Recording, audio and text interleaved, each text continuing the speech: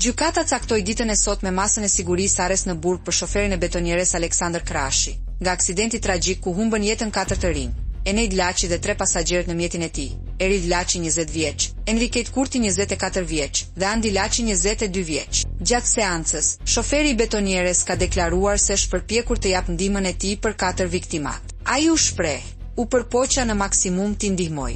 Dera e makinës nuk u hapte. Lajmërova dhe një koleg të një betoniere tjetër që të vinte për të më ndihmuar me shuarjen e zjarrit", deklaroi Aleksandër Krashi, shoferi i betonieres.